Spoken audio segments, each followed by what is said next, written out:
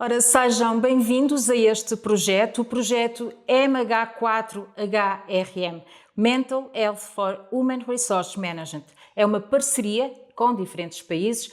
Espanha, SGS é a coordenadora. Há também parcerias com a Croácia, Itália, Grécia e, claro, Portugal. É uma iniciativa europeia pioneira no âmbito do programa Erasmus+. Tem foco na saúde mental, no contexto empresarial e fortalecer as competências dos profissionais de recursos humanos é um dos grandes objetivos. Este podcast pretende trazer ferramentas na área formativa e também informativa para partilhar boas práticas e recursos sobre a gestão de questões emocionais e psicológicas no ambiente de trabalho. Acima de tudo, a promoção do bem-estar dos colaboradores.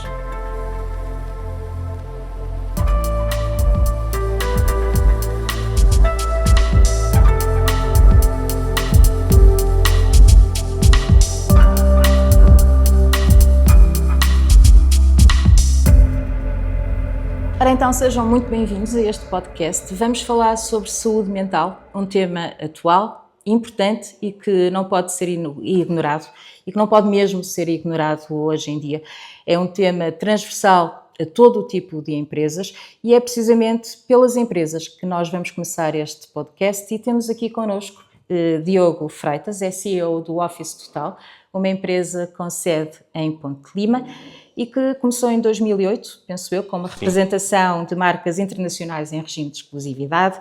Em 2013, novas conquistas, começaram a trabalhar se calhar com o investimento que agora vos distingue, as icónicas marca belga, não é, as bolachas, e em 2015 a pastelaria industrial com a marca Aurora. Hoje em dia têm outras marcas na vossa empresa. A minha pergunta é, estamos a começar a abrir um caminho diferente no cuidado da saúde mental?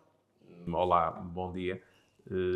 Só um reparo, nós iniciamos como produtores em 2015, portanto só temos 10 anos enquanto produtores. Sim. E a marca Aurora iniciou em 2017. Ok. E neste Fica momento somos o primeiro operador nacional de bolachas e o primeiro operador nacional de bolos, o segundo no global em bolos e o quarto no global em bolachas. Muito bem. Então, a pergunta é se de facto as empresas estão a preocupar com a saúde mental. Sim. No nosso caso, nós temos essa preocupação, embora às vezes seja complicado perceber de que forma é que o devemos fazer. Dou-lhe um exemplo. Há cerca de 2 anos atrás, contratámos uma empresa de psicologia, uma empresa conceituada a nível nacional, pagámos uma avança mensal e proporcionámos a todos os trabalhadores a possibilidade deles terem uma ligação com um psicólogo, quando entendessem, como entendessem, de forma totalmente gratuita e não reconhecida por nós, ou seja, a administração nunca saberia quem foi ter a consulta, o que é que foi dito na consulta, portanto era totalmente anónimo. Totalmente anónimo. Poderiam ser consultas pessoais, virtuais, como as pessoas quisessem, e ao fim de cerca de 1 ano desistimos, porque não houve um único trabalhador que tenha ido aproveitar essa oportunidade. E poderia ser apenas para uma conversa, para se conhecer ele próprio um bocadinho melhor, ou poderia ser por qualquer problema de saúde mental que tivesse. E nós sabemos que existe dentro da nossa empresa, como existirá em todas, algumas pessoas que de facto sofrem com alguns problemas de saúde mental. Normalmente mais ansiedade ou stress, mas que também podem e devem ser tratadas ou de algum modo ajudadas através de um psicólogo. Mas acha que as pessoas ainda veem a ida ao psicólogo como algo que lhes diminui, que os fragiliza? Eu creio que cada vez menos, até porque o que mais vemos nas redes sociais é influencers a dizerem que foram à terapia e, portanto, eu acho que isso, de algum modo, ajuda as pessoas a fazê-lo. Nós pensávamos que este apoio que estávamos a dar iria ser muito utilizado, nomeadamente porque ir a um psicólogo ou ir a um psiquiatra custa muito dinheiro. Dificilmente pode ser tratado pelo Sistema Nacional de Saúde, portanto os tempos de espera são alargadíssimos e pensámos efetivamente que isto seria uma mais-valia para toda a gente.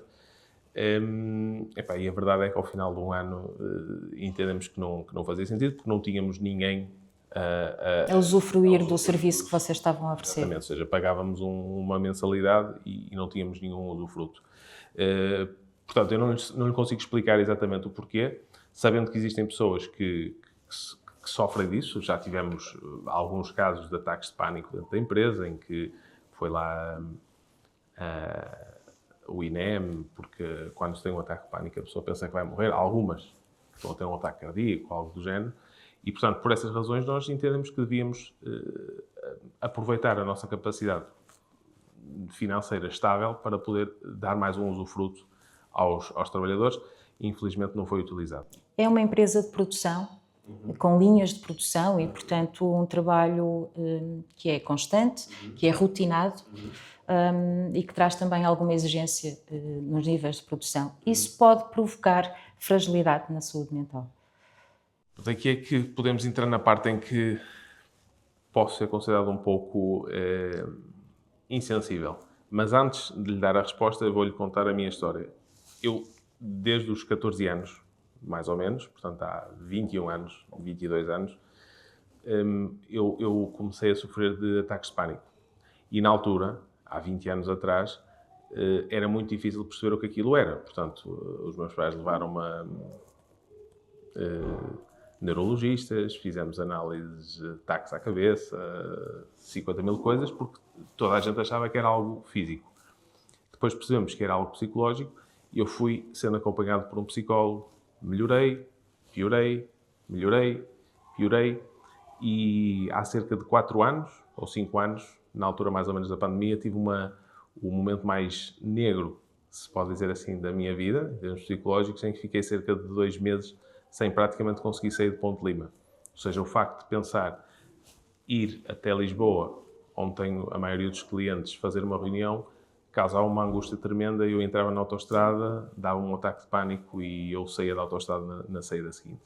Portanto, eu sei perfeitamente o que é viver com esses problemas de saúde mental. Nunca fui uma pessoa deprimida, nunca tive problemas mais graves de pensamentos suicidas, nada disso, mas sempre com uma ansiedade tremenda que não era provocada pelo trabalho, mas por mim mesmo, ou seja, medos de ter medo. Entretanto, com estes anos todos fui ficando muito conhecedor da área e mesmo continuando a ir regularmente, não de mês em mês, mas de vez em quando, ao psicólogo, é mais por uma conversa, porque já me conheço suficientemente bem para perceber quando é que estou em momento de poder ter um ataque de pânico e como resolver esse... Portanto, são consultas mais preventivas. Mais preventivas e mais como uma conversa, às vezes conhecer um bocadinho melhor como é que estou e de que forma é que posso agir. Portanto, eu tendo esse conhecimento, eu estou muito consciente de que isso é um problema cada vez maior, ou pelo menos cada vez mais falado, e que deve ser tratado, deve ser acompanhado. Onde é que está a parte em que eu não me revejo? Eu não considero que uma pessoa que tenha um problema de saúde mental, e quando digo saúde mental, digo estas coisas relativamente simples, uma ansiedade, um stress, uma depressão não muito profunda, eu não considero que essas pessoas devam ser tratadas de forma especial. Ou seja, o que eu aprendi com este meu problema, que é uma tendência, ou seja, o que eu já sei também com o tempo é que isto não desaparece, ou seja, de vez em quando existe algum ponto de alguma ignição, eu volto a ter medos antigos e depois tenho que me tratar internamente para evitar que eles ressurjam. Portanto, eu não considero que isso deva ser feito junto das outras pessoas de uma forma diferente. Ou seja, a forma de tratar a maioria dos problemas psicológicos deste nível, okay? Não falo em coisas gravíssimas como esquizofrenia, nada disso, ou depressão profunda, é combater.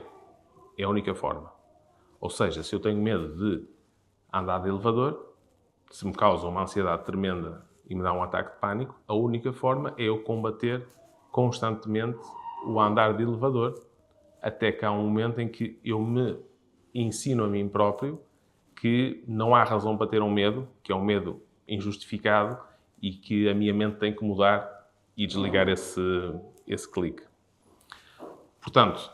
E vai tentar andar de elevador. E vou tentar andar de elevador e vou estar mal a primeira vez, e vou estar mal a segunda, e a terceira e a quarta, e vai chegar um momento em que eu vou desaprender a estar mal. Um trabalhador numa linha de produção, muitas vezes, não tem essa possibilidade de parar, de pensar, de se aperceber que está com sinais com uma fragilidade de saúde mental. Nesse caso, a vossa empresa consegue, os recursos humanos conseguem detectar alguns sinais dos colaboradores? É difícil detectar, porque as nossas linhas de produção, e convido-a desde já a visitar, são muito automatizadas. Ou seja, podemos ter um operador a trabalhar isolado. Quando digo isolado, não é sem contacto dos colegas, mas no início da linha, e depois só termos outro a 100 metros de distância. Portanto, há ali um gap muito grande em que, eventualmente, aquela pessoa pode estar sozinha durante meia hora ou uma hora, sem contacto direto com outros colegas. Portanto, é difícil de perceber, efetivamente, se alguém está a ter algum tipo de dificuldade mental. Seja um stress exagerado, seja uma ansiedade, mas nós estamos sempre abertos a que as pessoas venham falar connosco. Seja com o diretor de produção, seja com o chefe de linha, seja com a equipa da qualidade e da segurança no trabalho, seja comigo, estamos sempre abertos. Eu próprio, quando percebi que uma colega que está na linha de produção, já está há muitos anos, começava a ter ataques de pânico, pedi-lhe se podia falar com ela, e fui falar com ela, dar-lhe o meu testemunho, e tentar demonstrar-lhe que, primeiro, que ela não iria morrer de um ataque de pânico, portanto, isso era um medo infundado, e que há formas de o combater. Claro que devia procurar ajuda profissional, e que nós estaríamos disponíveis a ajudá-la nesse sentido, nomeadamente custeando as despesas, mas também falando, abrindo-se com os colegas, falando comigo se quisesse, que era uma pessoa que já tinha passado e que passa por essas situações. Portanto, é difícil percebermos se alguém está a passar por isso, a não ser casos graves quando vem a ambulância, por exemplo, aconteceram algumas vezes, mas estamos sempre abertos a que isso aconteça, a que as pessoas falem connosco para podermos ajudar. Por exemplo, nós damos seguro de saúde a todos os trabalhadores com mais de um ano de casa. O seguro de saúde que temos é o mais evoluído, que inclui oncologia, inclui psiquiatria, inclui psicologia, etc. Portanto, damos as ferramentas, em termos financeiros, para que qualquer trabalhador da empresa consiga ser apoiado em qualquer doença, nomeadamente doenças de foro psicológico. Mas não nos cabe a nós obrigar alguém a que o faça, e mesmo a sugestão pode ser mal interpretada. Há pessoas mais sensíveis e, portanto, pode ser mal interpretado ou dizer, se calhar tens que ir a um psicólogo ver como é que anda. Nem sempre pode ser encarado da melhor forma, Sim. não é? Tem café gratuito, têm um ginásio também gratuito, têm matraquilhos. Isso faz parte da promoção do bem-estar e da saúde mental nos trabalhadores. E neste momento estamos a melhorar todas as infraestruturas, construímos um segundo refeitório para que a equipa, ou seja, como a fábrica tem uma dimensão grande, para que não tenham que andar tantos metros de um lado para o outro. Portanto, tem 2 salas de refeição totalmente equipadas. Montamos agora uma sala de leitura com vários livros. Já está em montagem, com vários livros, para que as pessoas possam relaxar durante um período que entenderem a ler. A verdade é que ninguém usa isso. Ou seja, o ginásio, por exemplo, pontualmente há um colega que vai, mas normalmente ninguém utiliza. E não sabemos exatamente porquê. Os próprios matraquilhos, eu raramente vejo alguém a jogar. A sala de leitura tem a ideia que pouca gente também vai utilizar, ou seja, nós queremos criar e tentamos criar um espaço de trabalho saudável e agradável, mas nem toda a gente tem essa cultura de aproveitar essas situações. Se calhar estamos a agir da forma errada, se calhar as pessoas preferiam outra coisa qualquer. E estamos sempre abertos a que essas situações nos sejam ditas, É importante dizer que nós somos um Great Place to Work, o que para uma empresa, e renovámos agora novamente Em 2025, em julho. Sim, e agora renovámos para 2026, o que para uma empresa de produção não é muito comum, porque uma empresa de produção são pessoas com salários mais baixos, com trabalhos repetitivos, com potencial de evolução limitado versus alguém que esteja numa empresa, numa área comercial, por exemplo, mas ainda assim conseguimos isso e acreditamos que seja por várias razões e se calhar também por estas que nós proporcionamos. A verdade é que a maioria dos colegas não utilizam os benefícios que a empresa dá. O próprio seguro de saúde, ou seja, o próprio seguro de saúde. Tivemos um colega que infelizmente teve cancro, entretanto reformou-se, eventualmente voltará à empresa, porque ele percebeu que a vida de reformado é uma vida muito chata, portanto provavelmente voltará à empresa, ou seja, enquanto reformado e trabalhador, num trabalho mais tranquilo, e ele percebeu que o seguro de saúde é incrível. Ou seja, ele foi tratado para a questão do cancro no Serviço Nacional de Saúde por uma questão de facilidade e de qualidade, porque o Serviço Nacional de Saúde é, de facto, muito bom nesse aspecto, mas todos os exames acessórios foi fazendo com recurso ao seguro de saúde. E porquê? Porque em vez de estar a esperar 2 semanas, fazia no dia seguinte. E nós também no seguro de saúde notamos que a maioria das pessoas não utiliza. Não utiliza. E se fosse por não ter problemas de saúde era extraordinário, mas toda a gente vai a uma consulta, toda a gente tem que trocar de óculos, toda a gente... E não usufruem disso, sim. Este é um podcast também muito virado para os recursos humanos e para a importância e para dar ferramentas aos recursos humanos para trabalhar na questão da saúde mental. Qual é a importância dos recursos humanos nesta área dentro de uma empresa? A nossa organização não tem propriamente um departamento de recursos humanos. Nós tentamos ser o mais flat possível, ou seja, pouco verticais e mais horizontais. Portanto, há uma ligação muito direta entre toda a gente e a administração ou o CEO da empresa ou o que seja. E, portanto, não temos propriamente um departamento de recursos humanos. E estamos sempre de portas abertas.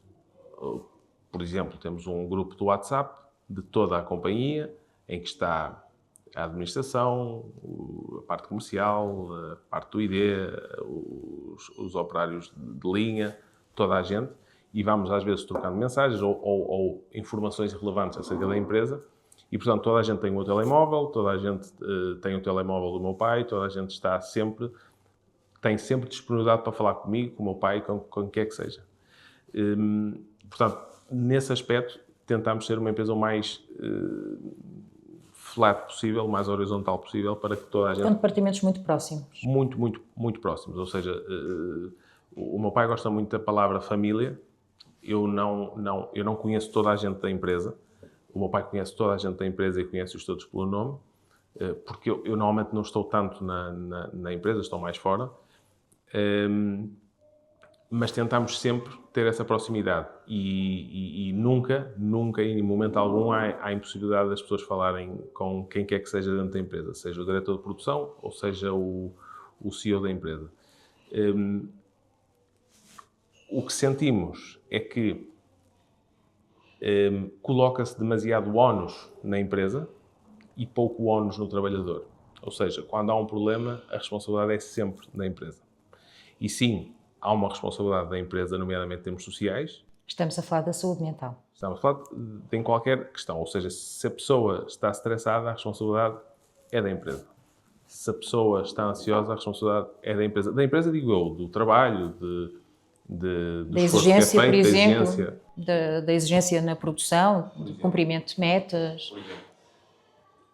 E é aí que a minha, mesmo tendo esta questão comigo de saúde mental, que eu não consigo perceber, porque a nenhum trabalhador na empresa, mesmo na área comercial, é exigido mínimos para se manterem na empresa. Nenhum colega tem, por exemplo, metas mensais para atingir.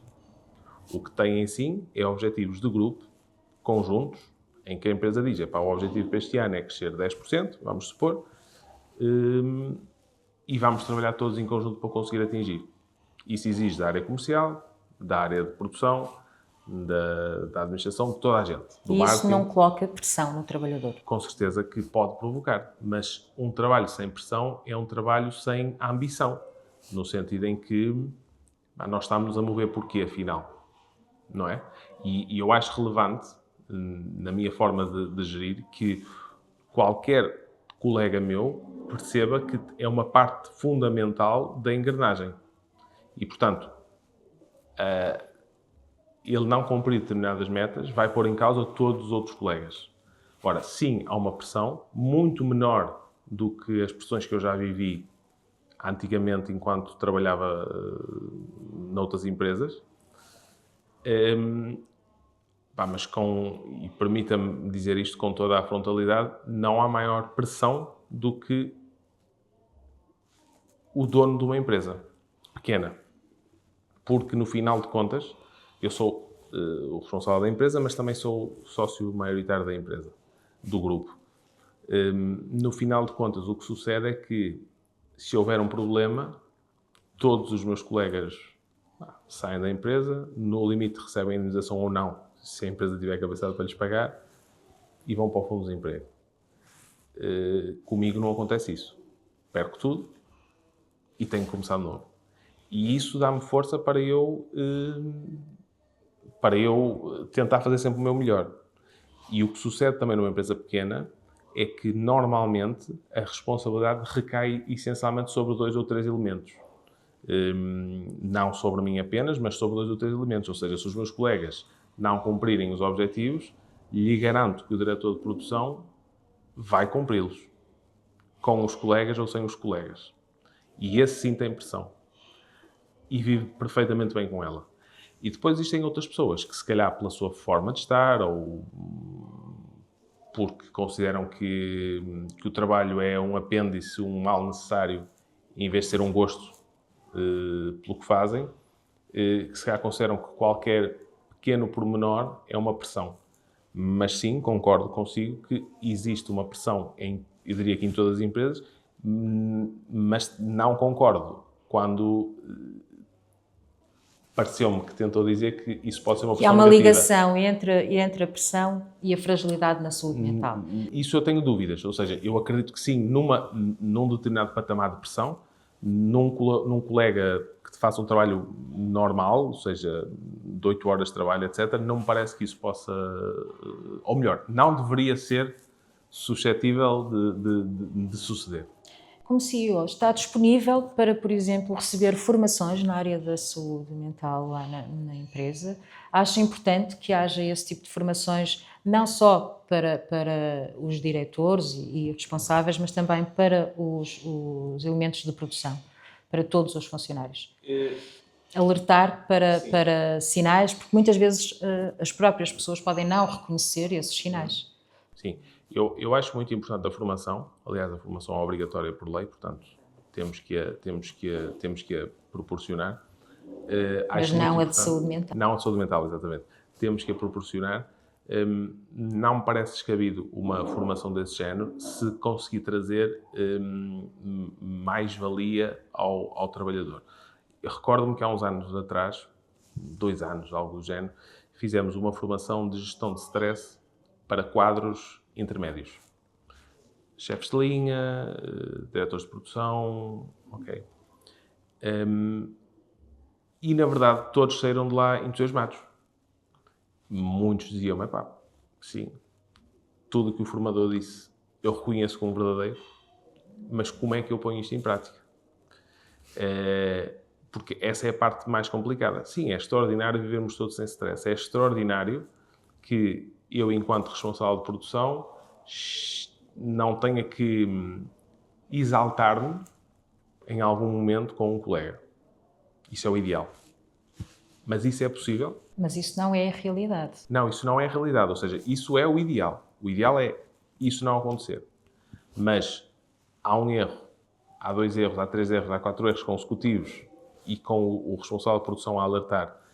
Será que é possível? Será que há gente com essa capacidade de perceber que estamos a fazer um caminho mau e não se exaltar de algum modo? Eu não digo exaltar com palavrões, não é nada disso, mas exaltar-se de algum modo que a outra pessoa possa entender como uma pressão, é possível que isso aconteça. Eu tenho algumas dúvidas. E por isso é que a minha forma de liderar, eu preciso de um grupo restrito de pessoas comigo e que seja um grupo restrito que seja semelhante a mim. Eu tenho muita dificuldade em ensinar, é algo que é um defeito que eu tenho, ou seja, tenho muita dificuldade em ensinar, tenho muita dificuldade em lidar com gente, não a nível comercial, que é a minha vida, mas a nível de ter a empatia necessária para ouvir o outro, tenho muito essa dificuldade e quando alguém vem falar comigo eu faço um esforço muito grande para conseguir ter essa empatia, essa disponibilidade, porque a minha mente já está no outro lado qualquer, porque não consigo perceber que aquilo seja um problema.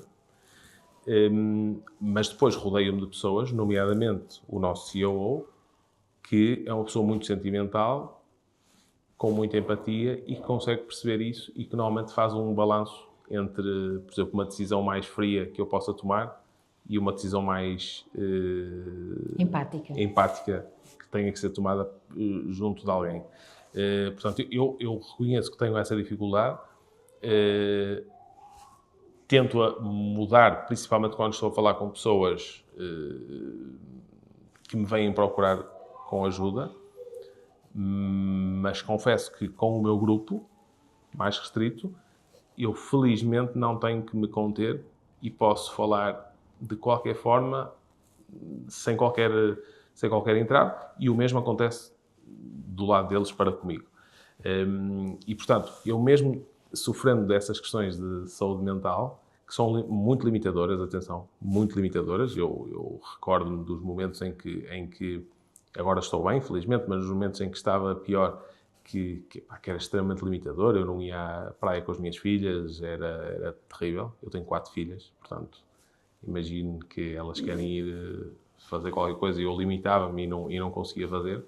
Portanto, mesmo tendo essa consciência, não a considero que venha do trabalho e tenho dificuldade em ter empatia por alguém que diz, eu estou cheio de stress. Mas, ok, mas é stress porquê? Porque temos que produzir 1000 caixas e eu só consegui produzir 900.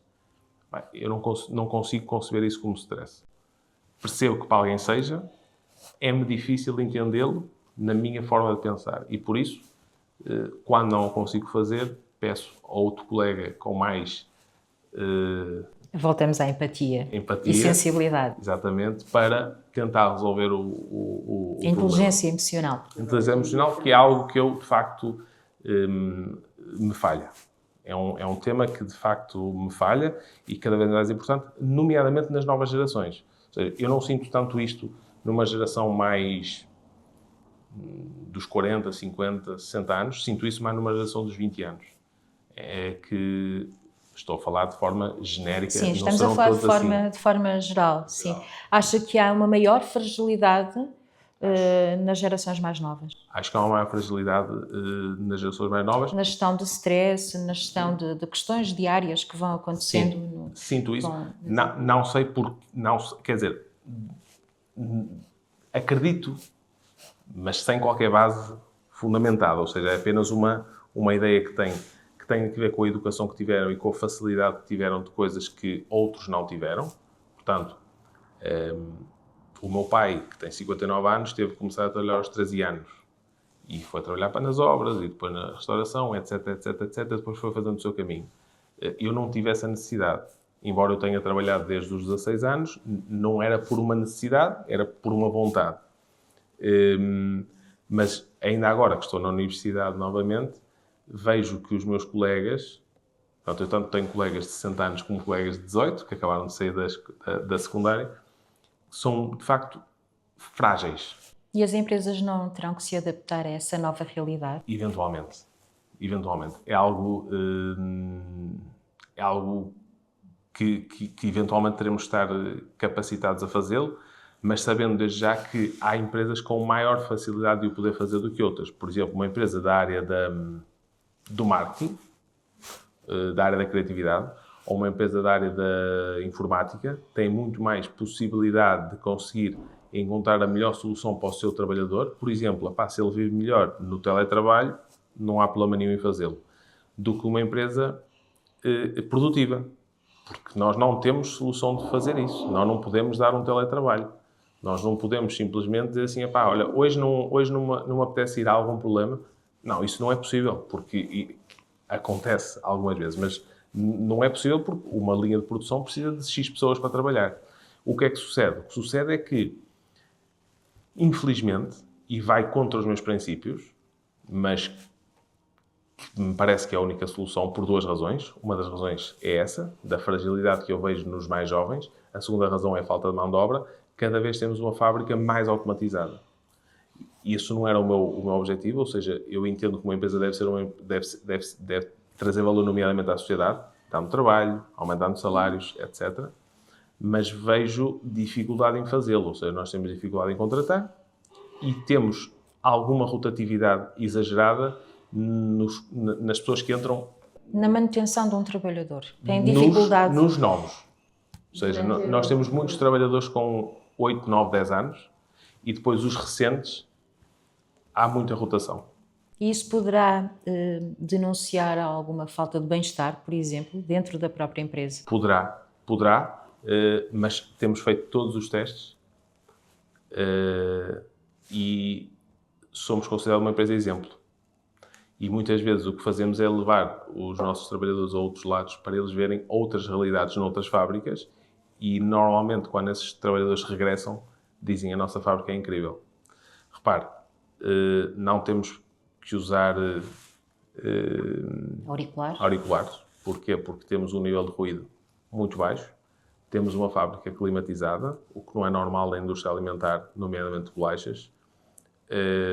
Não trabalhamos à noite, ou seja, temos 2 turnos apenas e tentamos que não haja o terceiro. Pontualmente existe o terceiro, mas tentamos que não haja o terceiro porque trabalhar de noite é chato. Ou seja, trabalhar das 10 da noite às 6 da manhã é chato. Portanto, tentamos que isso não aconteça. E vamos dando muitos benefícios. Dou-lhe exemplo. Além de todos esses que nomeou, no ano passado, em 2024, no início das aulas, demos um vale em dinheiro a cada filho de cada trabalhador em idade escolar. Portanto, houve colegas que receberam 500 euros porque tinham 3 filhos, outros que receberam menos porque tinham 1, enfim. No ano passado também distribuímos a rentabilidade da empresa por trabalhadores. Demos até 2 salários extra a cada trabalhador. Portanto, tivemos pessoas a receberem 16 salários, dependendo da idade que estão na empresa. Mais de 3 anos recebiam 2, mais de 1 ano recebiam 1 e menos de 1 ano recebiam meio. E vamos fazendo essas coisas sempre. E, portanto, temos um salário mais alto da indústria alimentar do nosso setor.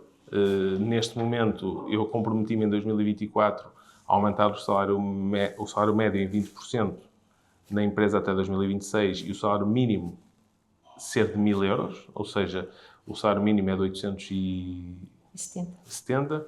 Nós pagamos, creio que 7 ou 8% mais e em 2026 vamos pagar significativamente mais do que o salário mínimo. Depende também do que vem aí do acordo social e qual será o salário mínimo, mas pagaremos mais com certeza do que o salário mínimo nacional. Pagamos um subsídio de refeição superior, portanto, em termos financeiros, acredito que somos uma empresa exemplo e tentamos dar as melhores condições aos trabalhadores. Isso é um fator importante para a questão da saúde mental, por exemplo? Bem, o dinheiro não. O dinheiro não é. Na minha visão. Na minha visão, o dinheiro não é. Agora, a saúde mental talvez seja a interpretação de cada pessoa seja diferente da outra. Por exemplo, para uma, o trabalhar das 8 da manhã, ou melhor, das 6 da manhã às 2 da tarde é extraordinariamente bom porque consegue ter a tarde livre e isso dá-lhe uma liberdade espetacular e consegue ter um nível de uma qualidade de vida melhor. Tenho um trabalhador, por exemplo, que gosta de entrar às 4 da manhã e nunca quer mudar aquele turno. Portanto, é o primeiro a entrar, entra às 4 da manhã e sai acho que 7 horas depois. Portanto, ele ganha 8 horas, mas só trabalha 7. Portanto, eu acho que depende de cada um. E conseguir conjugar tudo isso quando se tem 80 pessoas é muito difícil. É muito difícil. E teremos mais, portanto, este ano estamos a contratar, no próximo ano continuaremos a contratar se tudo se mantiver dentro do pressuposto, até porque compramos agora uma operação muito importante que vamos trazer para Ponte Lima mais gente, mais tudo. Portanto, lidar com 80 cabeças é muito complicado. É muito mais fácil lidar com 10 pessoas, porque conseguimos mais facilmente percebê-las todas, em primeiro lugar, conhecê-las todas muito bem e gerir essas questões. Portanto, na nossa empresa não há nenhum tipo de diferenciação salarial, que para além de ser ilegal é imoral, portanto isso não existe de forma nenhuma.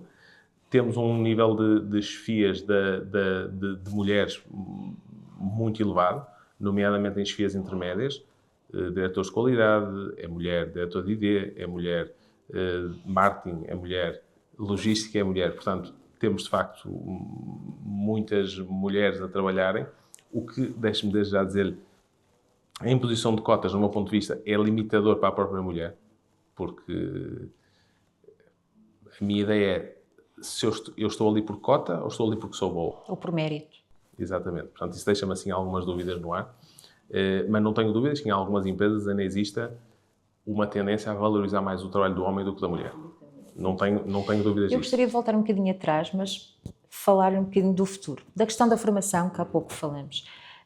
Frequentou 2 anos em Economia, agora está a fazer Filosofia, 2 áreas muito diferentes. O que eu lhe pergunto é se as universidades estão preparadas ou se deveria haver aqui uma adaptação na formação de gestores dentro da saúde mental.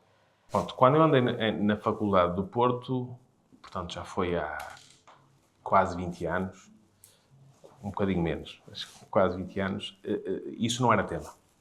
Pronto, ninguém falava de saúde mental, se falavam, eu desconhecia totalmente, portanto, isso não era tema. Era muito técnico, não havia qualquer tipo de cadeira que falasse, nomeadamente, até de recursos humanos, de como lidar com pessoas, não havia. Estou agora em Filosofia, portanto, passaram-se quase 20 anos, é uma área totalmente diferente, é uma área que exige inteligência emocional, de algum modo, porque temos que conseguir perceber o outro para argumentar com ele. E continua a haver uma despreocupação em formar pessoas. Ou seja, eu vejo uma preocupação em ensinar, em nos dar capacidades para pensar melhor, capacidades para argumentar melhor, formas, estratégias de o fazer. Não vejo a formação das pessoas. Considera que poderia ser transversal a todas as áreas de formação? Eu acho que deveria ser transversal a todas as áreas e desde o início. Por exemplo, eu tenho 4 filhas e de idades diferentes. Portanto, uma vai fazer agora 12, a outra vai fazer 10, a outra está quase a fazer 3 e a outra tem 10 meses. E primeiro temos que perceber desde logo que meninas são diferentes de meninos. Eu noto isso claramente. Nomeadamente tenho um sobrinho. Ou seja, as meninas são mais evoluídas, ou seja, evoluem mais rapidamente, mas são mais sensíveis. Isso não é negativo, é uma característica da mulher e que, para mim, é extraordinária, porque eu acho isso muito bonito. Portanto, as competências são diferentes. Não me parece negativo. Ou seja, teremos um gestor mulher e um gestor homem, à partida, com formas diferentes de gerir. Mas o que eu vejo é que as minhas filhas, talvez pela forma de educação que têm em casa, têm uma força mental maior do que a maioria dos seus colegas. E isso talvez se deva à formação e ao que vem em casa e à forma como o pai e a mãe lidam com elas. Mas isso é um problema. Porque quando falamos de bullying, por exemplo, ou quando falamos no futuro de uma pessoa que pode estar a ser abusada por outra, ou até não estar a ser abusada, mas não estar a conseguir impor da forma que precisa numa empresa, eu acredito que isso tenha muito que ver com o íntimo dela e da forma como ela foi formada. Portanto, na minha visão, deveríamos ter uma formação realista para nos conhecermos a nós próprios desde uma tenra idade. Ou seja, de conseguirmos... Nós não temos de ser todos líderes. Não é esse o tema. O tema é, nós temos pelo menos que ser líderes de nós próprios. Mas os líderes, todos eles, têm que ter sensibilidade para a questão da saúde mental? Deviam ter. No meu caso concreto, eu volto a dizer, eu tenho essa sensibilidade, mas falta-me, por vezes, a empatia necessária para conseguir perceber o que vai na cabeça do outro. E essa capacidade de entender o outro, ou pelo menos de perceber os sinais, viria através da formação, da mudança na questão da universidade, dos cursos superiores, ou acha que poderia ser de outra forma? Eu acho que sim, a formação pode ser importante, mas eu acredito que, de facto, cada pessoa tem uma personalidade e há coisas que são difíceis de alterar. Ou seja, se calhar é mais fácil mudar o líder do que mudar a cabeça do líder. Até agora, no nosso caso, tem corrido bem. Eu trabalho para tentar melhorar essa minha falha, mas é-me difícil e, portanto, tento-me rodear de pessoas que tenham essa capacidade. Ora, formação é essencial, volto a dizer, mas também, deixe-me fazer aqui uma ressalva. Quando há muita gente que diz, pá, vamos motivar a pessoa, vamos... Eu aprendi, não sei com quem aprendi isto, mas fiquei sempre com isto na minha cabeça, que é quem me motiva sou eu. No limite, eu consigo ter um trigger externo para me ajudar a motivar. O que eu ensino às minhas filhas, por exemplo, é o menino chamou-me feia. Tu não mudas isso. O menino vai-te continuar a chamar feia sempre que ele quiser. E tu, independente dele estar certo ou errado, a questão não é essa. Ele vai poder fazê-lo. E tu vais ter que ter a capacidade de ignorar, de combater, ou de simplesmente perceberes que não és feia, ou mesmo que sejas, que estás bem contigo própria. E, portanto, essa fragilidade que eu vejo atualmente nos jovens adultos é isso. Epá, o chefe de linha chamou-me a atenção de uma forma mais brusca. Fui assediado. Ok? Não foi assediado. Foi chamada a atenção. Há uma fragilidade e essa pessoa entende que foi assediada porque ninguém tem que falar. Um exemplo muito concreto. Neste momento temos um colaborador que é angolano. E quando ele entrou, disse, pá, olha, parabéns e tal. Ele disse que gostava muito de aprender. E temos vários angolanos, mas temos um em concreto que diz que o chefe de linha é racista. Então foi tentar perceber, porque ele chama a atenção. Mas não chama os outros colegas? Chama, mas a mim chama-me porque eu sou preto. Não. Ou seja, isso é uma questão interna. Não é por isso. Aliás, eu dei-lhe um exemplo. O responsável da equipa, o responsável nacional da equipa de comerciais em Portugal é negro. É da Guiné. Portanto, não tem que ver com isso. Nós não somos uma empresa de forma nenhuma, nem eu admitiria racista, xenófoba ou de forma nenhuma. Há pessoas que se interpretam a si próprias como alguém me está a fazer mal porque eu sou assim. E eu acho que isso é importante mudarmos. Ou seja, não pode ser apenas a parte da liderança, seja em que estágio for, mas também as próprias pessoas a conseguirem perceber que nem tudo o que lhes estamos a dizer é uma ameaça. É apenas uma forma de melhorarmos o nosso trabalho. Diogo, estamos mesmo a chegar ao nosso tempo. Eu gostaria de saber se tem algum conselho a deixar, alguma opinião a deixar a quem nos ouve. Quem sou eu para dar conselhos? Mas eu vou tentar dar uma opinião. Uma opinião para os jovens, mais jovens do que eu, que estão a iniciar o trabalho. Ninguém está bem. Não é ninguém. Estou a referir à realidade que eu conheço. À nossa empresa e às empresas que eu conheço que são semelhantes às nossas. Acredito que existam empresas que não são assim e que têm problemas muito sérios. Ninguém quer o vosso mal. Quando alguém chama a atenção, é como um pai chamar a atenção, no sentido de, tens que melhorar, olha, há aqui um potencial para ti.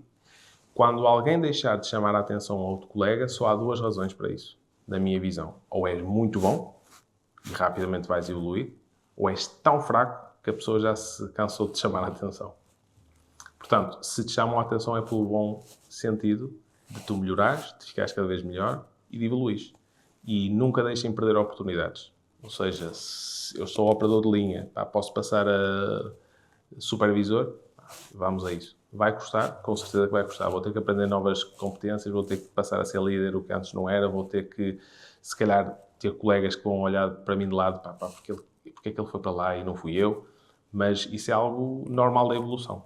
E, portanto, é isso que eu tenho a dizer. Quanto à saúde mental, tratem-se desde o início, porque é mais fácil tratarmos no início do que quando as coisas já estiverem muito mais evoluídas.